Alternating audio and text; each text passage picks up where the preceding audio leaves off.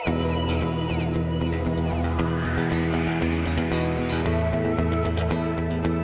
we're not trying to overwhelm you with Thrive Upstate. That is the topic of the day. I'm Ann Arrington. I'm the Director of Family Supports with Thrive Upstate, and I've been with Thrive Upstate since 1979, and I have about 6 months more before I'm going to retire into the sunset. So I'm glad to be here, glad to be among friends, know a lot of you, and appreciate our service together. We do have a lot of our team represented today. Thrive Upstate was formerly the Greenville County Disabilities and Special Needs Board, and it is a provider of disabilities and special needs services, the oldest and largest in Greenville County. We have a lot of other people that are getting in on the act, and that's wonderful that people have choice and they can choose other providers. But some of our key people that are here today, Brooke and Cindy are case management supervisors. Cindy's our director of case management. If you have questions about case management. Kathleen Clark, here sitting next to Dana, is the lead early interventionist with Kid Ventures. Stacy Witzel is our director of residential services, and Billy and Chad and Adam support her with residential programs. And Dee DeCarlo is here from contract services, our work programs. We were here when you first started. Where'd you go, Mike? He left. When we first started Lunch and Learn, we had the whole Thrive Upstate team up here, and we did our dog and pony show. So when they invited us back, it's really to talk about our updates and changes, and there have been some pretty significant changes. One of the most recent changes, even this week, is that we have a new executive director, and that person is Tyler Rex.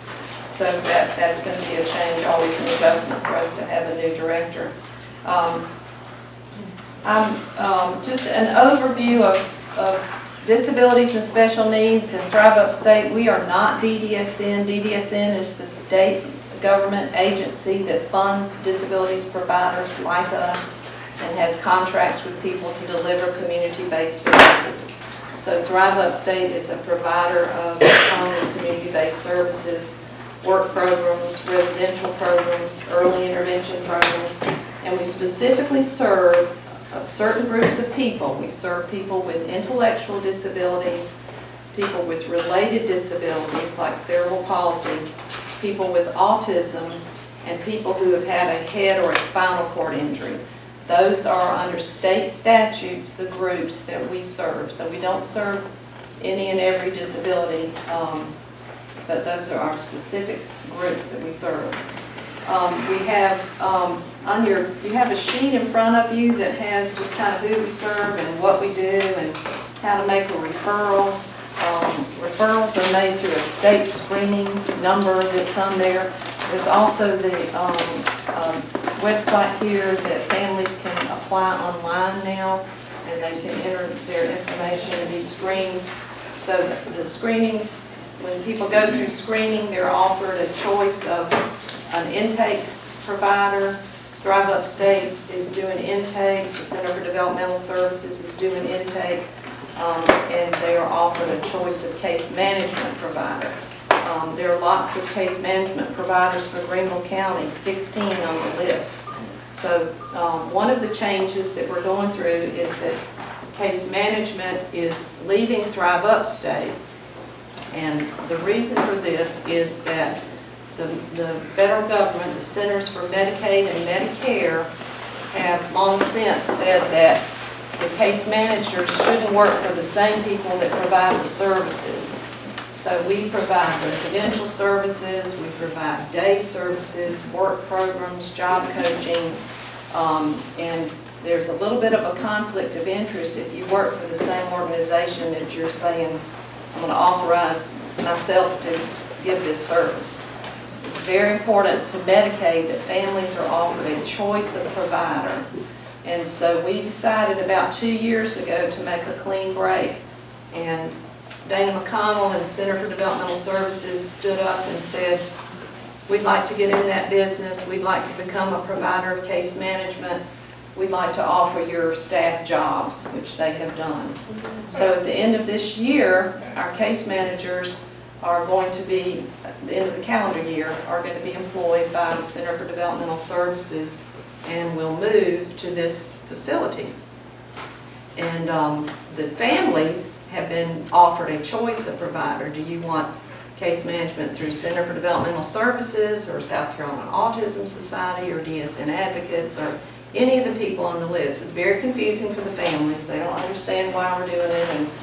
But most families so far have chosen to basically stay with the case manager that they know and who knows them and to make the move with them. So we have about 600 people who have already said they would like to get case management through the Center for Developmental Services. The other thing that's kind of new is that there's a big focus on employment first, that people with disabilities need to have the opportunity to work in competitive settings, to work in integrated settings, to not be segregated into workshops. And we have a really good staff in our day and work programs and job coaching programs. And Bea DiCarlo is here. She's an account manager with Contract Services. And she's going to give you a little idea of what kinds of work we're able to find in our community to involve our individuals with, to give them work, to bring work to them, and for them to have the opportunity to become a part of competitive work. Yep, good. Thank you for inviting me, Mike and Dana. I've been here once and I'm always so impressed when I get to take that little walk around and think about all the young people you're serving. Of course, we don't. Where I am, in Contract Services, we serve and work with the individuals who are out of the school system, transitioning and want to be part of the workforce. So case management does an assessment and sits with the family and says, would you like us to check and see if you have a skill set that will allow you to go into a position within Contract Services where we can actually get them to make some money and then hone some skills where they can take those skills and transition those skills back out perhaps into the community and work directly with the company.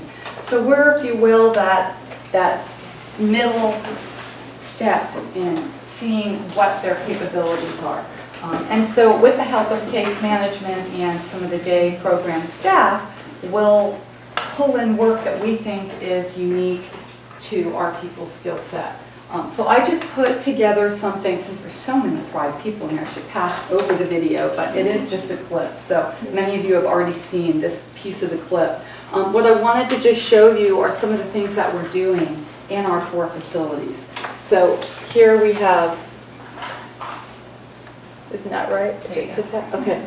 Our mission statement, which most of you already know, that's our goal is to provide all people with disabilities and special needs with meaningful services, opportunities, and support so they may thrive in work, life, and play. The work component of that.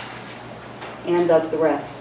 And Annie touched on employment first. Employment first, in my capacity anyway, is to make sure that I bring in enough work and the kind of work that we can allow people to actually move into the next level, which is a federal mandate from the Department of Labor.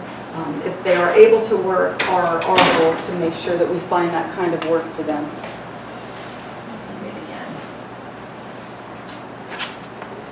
How about this way? Okay. Did I go one too many? It's just slower than me, I think. That's the bat button. Double click. Yeah, all right. We'll just. Every time you do that, the mouse pops up right there. Yeah. I'm not sure why. We'll leave it there. We'll leave it there. The slide prior to that was just, the values of them getting employment, which included self-esteem, waking up and finding something productive to do for the day, giving them motivation to become part of the community, and then the economic value. They do get paid. It takes away $1 of their SSI for every $2 they earn. So the incentive is you're going to make more money if you go to work. This is the clip that I wanted to show, and it's only about 1.5 minutes. We believe in hard work. We believe in kindness and These are some of fairness. the things that our people do in the various We facilities believe that in we have. individuality. We We are believe washing in cars. generosity. We believe everyone has value to offer. We believe everyone has the ability to create joy. We believe everyone can achieve their own unique and perfect level of independence. And we absolutely believe everyone has something to offer the world. We believe everyone can thrive. So those were clips from some of our facilities, and what I did was I went around with a camera and I took some pictures. Is someone else in control? I'm the nose right here. Good, thank you. Okay, so I just took some pictures of our facilities. We have 4 different working facilities where, depending on where you live, where your loved one lives, and if they want to participate in their skill set. So this one is in Fountain Inn. We have 2 actually in Fountain Inn. The other one is in Berea on Blue Ridge, and then the Patrick Center, where most of us are based. Finance is kind of our hub there. And so depending on their skill, they will go to one of those facilities. This one is actually where we do our document conversion. Try it now. Or try the arrow. Here we're doing prep work, so if you wanted your documents scanned and saved, we do all that work there in a secure building. This is the prep room, and then we have 2 scanners, one of whom has a mother in the room, so we appreciate all the work he does. This is one of our scanners in Fountain Inn, scanning documents, and his quality is superior to any other company that does scanning. We do a quality control on it. And so we're doing a major medical company. All their scanning comes through Fountain Inn. We do shredding after that, of course, because it's a sensitive document. This is one of our premier facilities. This is our South Chase facility, which is in the industrial park in Fountain Inn. We're doing lots of different work here. Some of it I'm displaying here, but there's also a brochure in the back of the room when you leave if you want to pick one up. We just picked up the CF Sour line, so I brought them in-house to package mayonnaise. So this is our group basically taking mayonnaise out of multiple boxes, putting sleeves on them, running them through a heat shrink machine, and then they will end up in Costco's and Sam's and other big department stores. We do all of it for them, 32 ounce, 48 ounce, 18 ounce. We're doing honey mustard and all their other products too. And if one catches through the machine and comes out wrong, Eric will let them know, because he is the best. The funniest thing is, it just never ceases to amaze me that when I go there, they thank me for the work. They don't take breaks. Friday night comes and they want to come back the next day, and I don't know too many people who want to work that badly. So it's a personal reward to be able to bring that kind of business in. We have people working on air guns.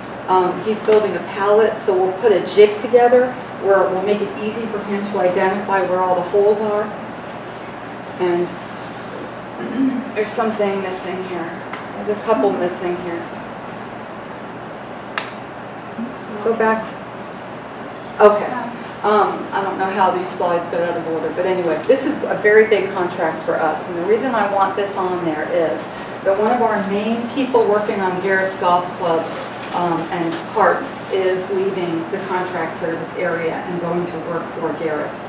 That's the goal we have. He's so good. He's retrofitting. We do the reupholstering. We'll replace the battery, the wheels, and of course all the detailing on the carts. We charge a substantial amount for that, and we're worth every bit of it. So our main person has just been assessed and will be going to work directly at Garrett's and out of contract services, which is a loss to us, but our team goal. So we're very, very excited about that. That's great. I'm gonna. Yes, yes. Okay, and this slide I think is significant because, and it's probably updated since then, but the information that came to me, which I thought would be very useful here, is the number of people in our program and how much money they made last year. We won't have 2017 for a little while, but that's a significant amount of money for individuals to earn and also contribute back into the workforce. So my job is to continue to bring work in. We have 2 or 3 new potential businesses. They're very large companies here. One of them is Michelin.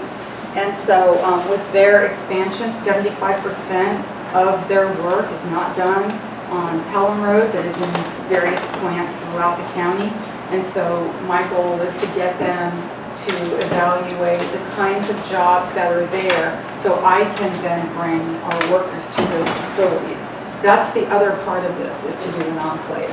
So we'll have a supervisor with 6 or more people, that's preferable, and they'll go out, integrate into that company, which is part of employment first, is not to isolate our people in a room where they might be doing something separate, but to get them in a community where they can build friendship, where they can make money, where they can get up every day and be part of that particular company. And so with Michelin, I think that's going to happen within the next few months. We're also doing that with Ranger, happens to be across the street from our South Chase facility. So once we can train our staff to bring our individuals in and training individuals to do that kind of work, then the company can actually see them working among their own employees. And it is going to happen, that's part of life, they'll handpick the person they want to work there.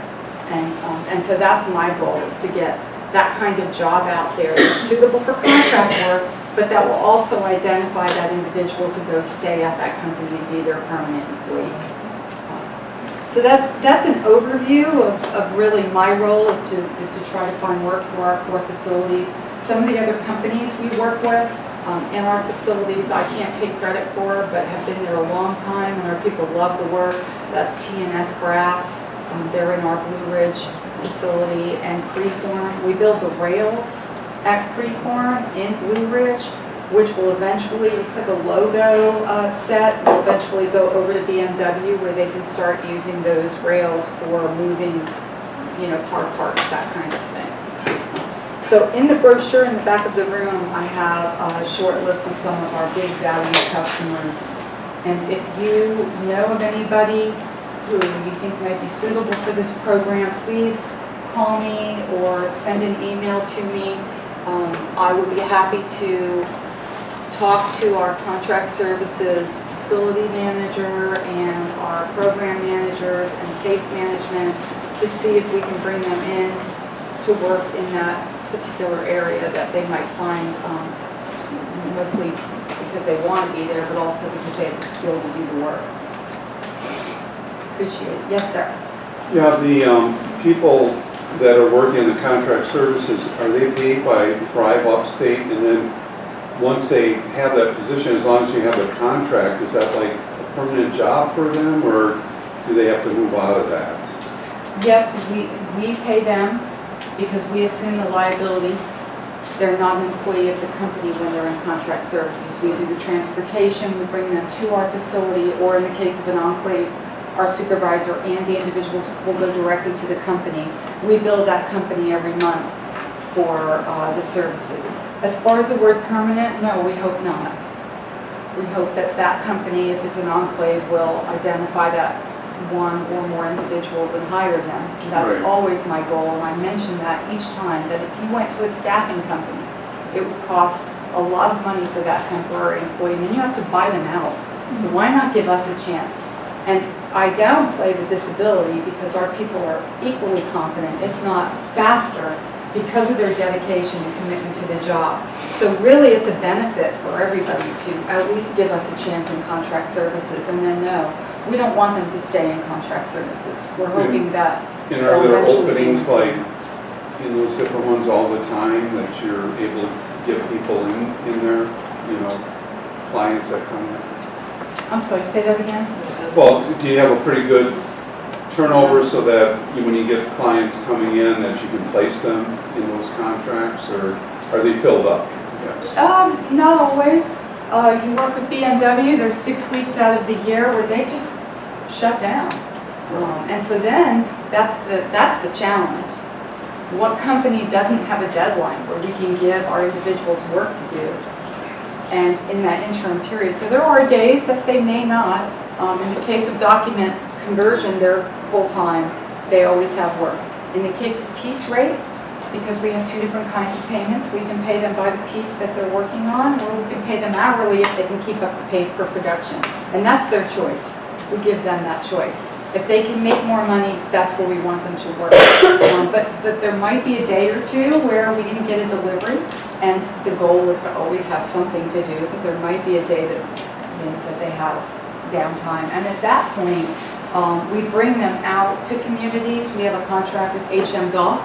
We package golf tees, various colors and sizes of tees, and there's no golf going on right now. So they went out to the company and got to go into the facility and see actually how the tees are printed. They're not made there, but they're printed there, and identify the various boxes that they actually use when they come back to our facility.